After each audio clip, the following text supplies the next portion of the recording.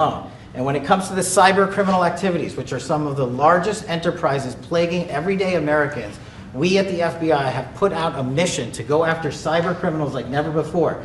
Last year, they had in total 191.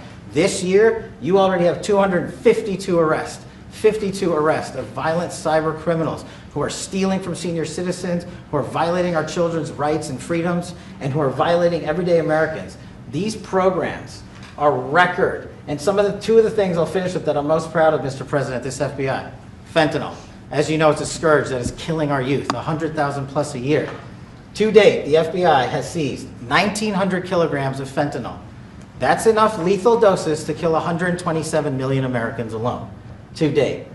And if that weren't enough, Mr. President, you said we have to go after the worst of the worst. And you empowered our Department of Justice, our Attorney General, Deputy Attorney General, and the Deputy Director at the FBI, led the charge, not just on summer heat, but he also led the charge in the FBI's 10 most wanted fugitives. These people have been on the run for years.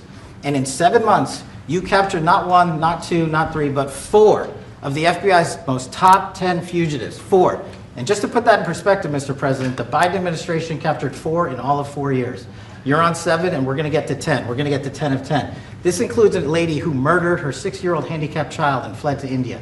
We got her in 2 months. This includes a narco trafficker. This includes a sex trafficker. This includes another first-degree murderer and gangbanger. These people were on the run because of the prior administration's reckless policies that destroyed our communities, and you came in and with a mandate said, go after the worst of the worst.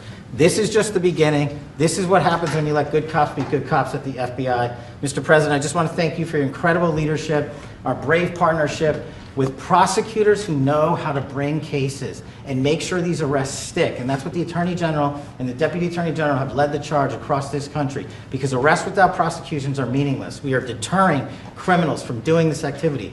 We are preventing criminals from coming into America, and we are absolutely crushing violent crime like never before and defending this homeland, sir. And not to mention, I almost forgot this one, it took you, sir, 2 weeks to get the Abbey Gate bomber.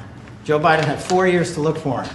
You got him in 2 weeks, thanks to the interagency effort by the FBI and the CIA, went to Pakistan, and now 13 brave warriors who were senselessly murdered because of disastrous Afghanistan withdrawal. They have justice, their families have a peace of mind, and we're going to continue to find the others, Mr. President. On behalf of the FBI, sir, I just want to thank you. Thank you very much, Kash. Great job. Very good. Very impressive.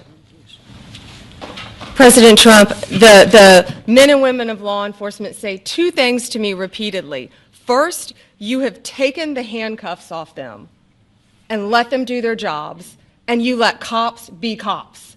That's why all this is happening.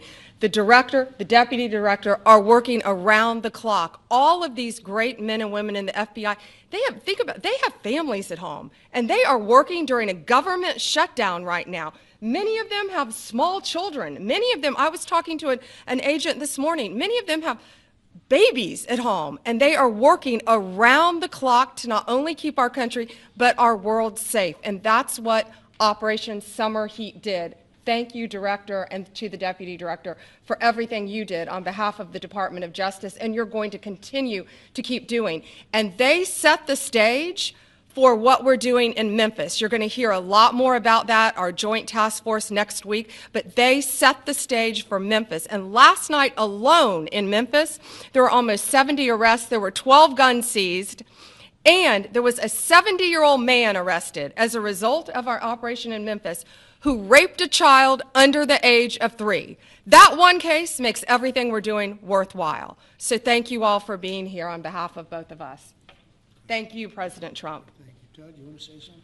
Sure. Thank you, Mr. President. So this is a great day, and I think there's stats that the director talked about which are important, but I want to give 2 examples of what summer heat has done that actually will apply hopefully to everybody in this room. The first is for over 4 years during the last administration, there was a whole